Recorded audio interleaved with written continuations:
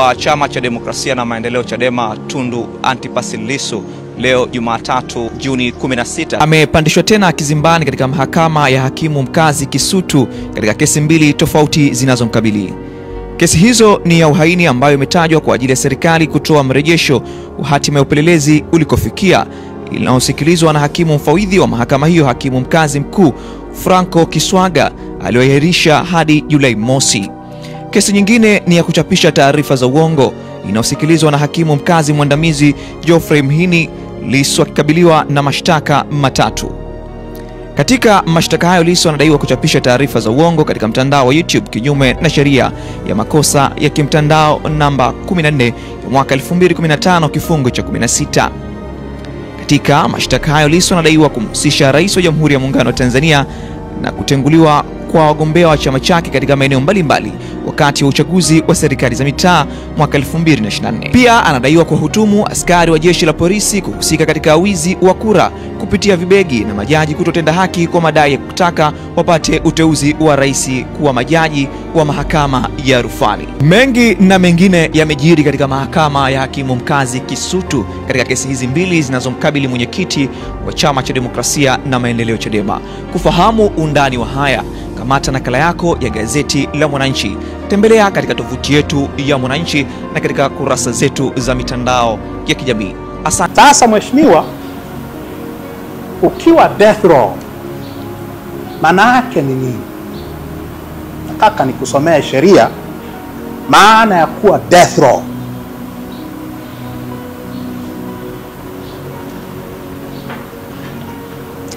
Kanuni ya 33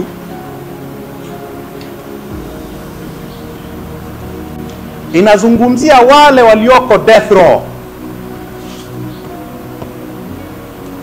Walioko death row inasema hivi: notwithstanding anything contained in these regulations, a prisoner under sentence of death shall A. be confined apart from other prisoners and shall be under the constant supervision of 2 prison officers by day and by night. Ukikaa death row mheshimiwa,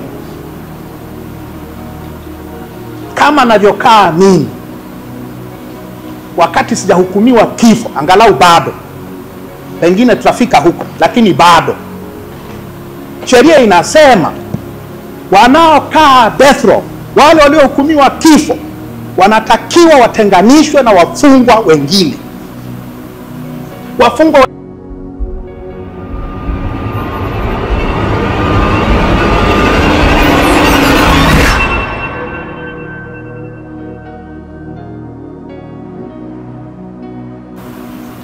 wengine wote.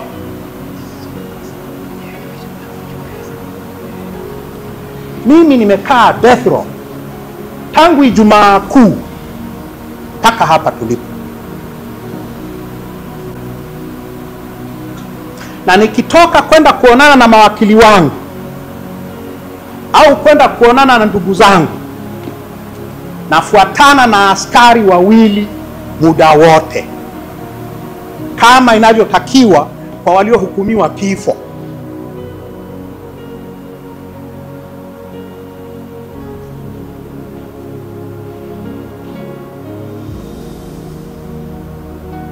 Kama walivyo ambao wako under constant surveillance. Sheria inasema by day and by night.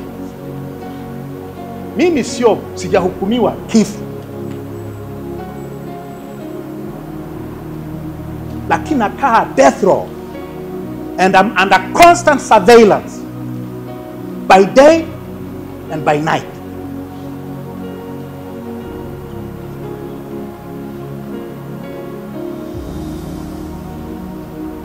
Ukiwa death row mheshimiwa, kama ambavyo nimekuwa, ukiwa death row, pamoja na kuwa death row, bado una haki, bado una haki kwa mujibu wa sheria hizi. Kwa mfano nilizungumza habari ya haki ya kuabudu, sio? Haki ya kuabudu. A prisoner under sentence of death shall be permitted to receive visits by a minister of the religious denomination to which the prisoner belongs. Kwa hata wa death row wana haki ya kuabudu. Wote wanakataliwa, wote. Na mimi.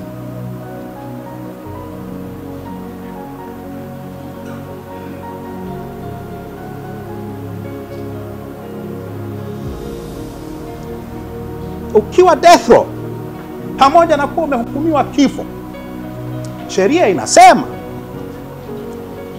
a prisoner under the sentence of death shall be allowed such amount of exercise as the commissioner may direct. Wanaruhusiwa kufanya mazoezi. Kufanya mazoezi. Kwenye chumba changu napokaa mheshimiwa, hapo death row. Death row imezungukiwa na ukuta hivi. Nyuma tu ya chumba ya selo nayokaa ni uwanja mkubwa wa mpira wa miguu, na wafungwa kila siku wanacheza mpira, wanatembea wanaotaka kutembea, wanakimbia wanaotaka kukimbia, wanafanya mazoezi wanaotaka kufanya mazoezi, isipokuwa walioko death row. Wa death row hawatoki nje ya death row. Hawana fursa ya mazoezi ambayo sheria imesema wanaruhusiwa kufanya mazoezi. Sasa mimi siwezi kucheza mpira mheshimiwa. Miguu yangu iko kama ilivyo. Lakini huwa nafanya mazoezi ya kutembea. Na tangu nimekuwa death row, kila siku kuanzia Jumatatu mpaka Ijumaa, napumzika Jumamosi na Jumapili kwa sababu Mungu naye alipumzika siku ya saba. Kwa hiyo napumzika mazoezi. Lakini from Monday to Friday natembea around hizo block 4 za death row. Ziko 4. Sasa hilo eneo nalotembelea mheshimiwa ni mifereji ya maji machafu. Ni mifereji ya kupitisha maji machafu.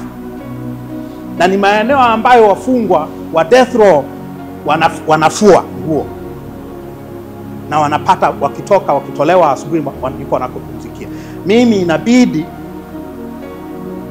ni negotiate kwenye mifereji hiyo. Huu mguu mmoja haufanyi kazi mheshimiwa.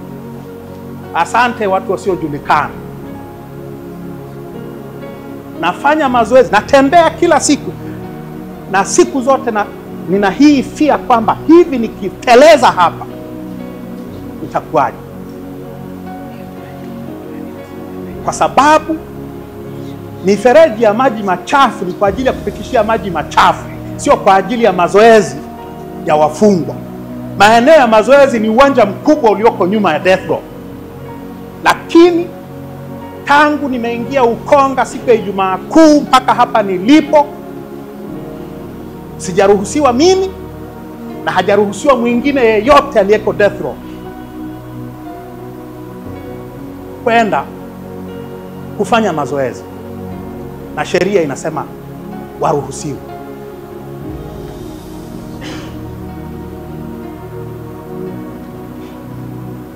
Sasa mheshimiwa,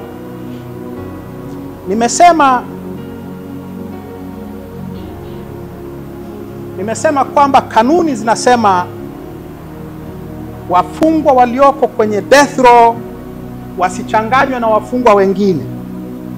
Sheria ya magereza inasemaje? Prisons Act sura ya 58. Naomba uangalie kifungu cha 72 cha sheria hiyo mheshimiwa. Section 72 of the Prisons Act. A prisoner under the sentence of death shall be confined apart from other prisoners in a special cell or ward, and the treatment of the death penalty prisoner of the treatment of a prisoner under sentence of death shall be as may be prescribed.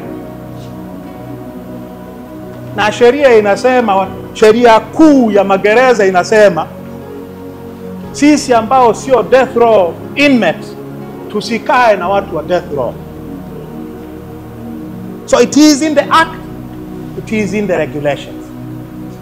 Nimewaambia mawakili wangu for the past 68 days, they have tried valiantly, they have failed. They have failed.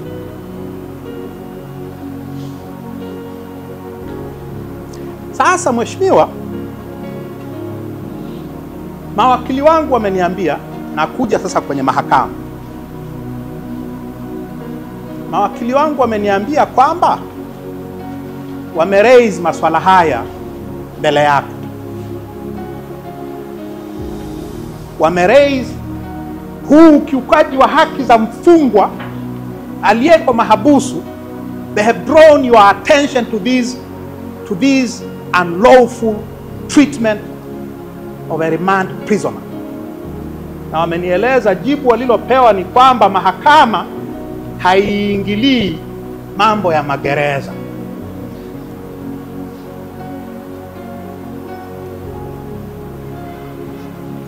Sasa mheshimiwa, huo msimamo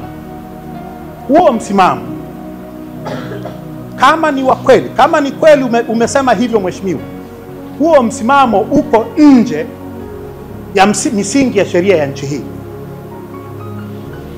Uko completely out of step with the law. Mheshimiwa, wewe ni justice, visiting justice. Wewe ni wale wanaotembelea magereza. Mimi kwa jina naitwa Jebla Kambole. Nazungumza kwa niaba ya mawakili wengine 30, tukiongeza na wakili senior counsel Mpale Mpoki, Alute Mugwai, Peter Kibatala, Jeremiah Mtobesia, Hekima Mwasipu na mawakili wengine. Leo ilikuwa nakuja kesi kwa ajili ya kosa la uhaini. Na kesi ilikuwa nakuja kwa ajili ya kutajwa ili kujua level upelelezi imefikia wapi. Lakini nyinyi waandishi mtakuwa ni mashuhuda kwamba kwa namna ambavyo shauri lilikuwa linaendeshwa, wengi wenu mmekosa kupata picha wala Lissu akiingia mahakamani. Kwa hiyo kama ilivyotokea mara ya mwisho, Lissu amekuwa akinyimwa fursa ya kuzungumza au kusalimiana na watu. Kwa hiyo kutokana na hizo changamoto, lakini pia ukizingatia kwamba mawakili sisi paka hatua hii tunafika takriban siku 68 hatukuwahi kupata fursa ya kuzungumza kama mawakili, kwenda gerezani kumtembelea, kujadiliana naye. Kwa hiyo tunazungumza kwa njia ya kioo, kwa njia ya simu, kiasi kwamba tunashindwa kufanya consultation na mteja. Tunapata muda wa kufanya visitation. Sisi kama mawakili tunajua mara nyingi tunaenda mahakamani, tunaenda magerezani, tunazungumza na wateja wetu. Lakini namna ya kuzungumza na Lissu inakuwa ni tofauti na wateja wengine. Kwa hiyo tukaona hili jambo sio sawa. Lakini pia tukaona kwamba haki zake za msingi gerezani zinakiukwa.